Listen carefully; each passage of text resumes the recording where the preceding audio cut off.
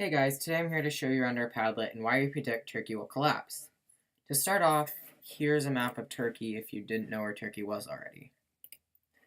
The capital of Turkey is Ankara, and this is what it looks like. And for anyone wondering, this is what the Turkish flag looks like. So as a group, we agreed these are two potential factors for collapse of Turkey considering the situations they're currently in today. And this would be climate change and hostile neighbors. So our first reason for hostile neighbors is that there have been already some pretty bad consequences of climate change in Turkey today. So we found that climate change could potentially lead to Turkey's collapse because the dry places in Turkey are getting drier, and what used to be typical storms that brought rainfall and precipitation to Turkey are becoming less strong and less frequent. Flooding occurs and they cannot manage it. Snow is melting and there is less of it. In fact, it's melting at a rate of about 10 meters per year, thus less water for drinking and for watering crops. And this is all to blame for Earth's steady rise in temperature. So our second reason for climate change is that there are massive floods that occur often. These floods are dangerous for the country's geography and its people. In 2009, there was a massive flash flood that killed over 30 plus people. These floods have become very common in Turkey's region. Although some of the floods aren't big, they're still occurring year after year.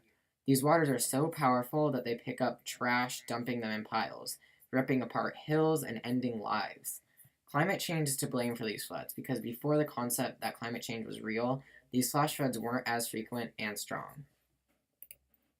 So our third reason for climate change is Turkey's growth in industrial production has caused a rise in pollution and is a risk for the environment. Oil spills caused by ships accidents have been causing population in the Anatolian Peninsula. These accidents are becoming more frequent because shipping traffic is in the Bosporus Straits have increased. The big issues with the water pollution is that people's health is at risk because of the contaminated water. The cleanup cost is high as well.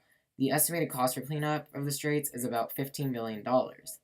Lately, the fish population has decreased. For every 60 fish before the oil spills and basically just their pollution, there's only one now. So basically, there's one fish per what used to be 60. Directly affecting marine life and their economy because there's fishers who are trying to sell the fish, but they just can't get as many anymore. The health of the people consuming the fish is also at risk due to the conditions in which the fish are being forced to live in. Overall, the oil spills and the pollution aren't really helping climate change at all. So our fourth reason is the Turkish government may not be doing enough to help air pollution.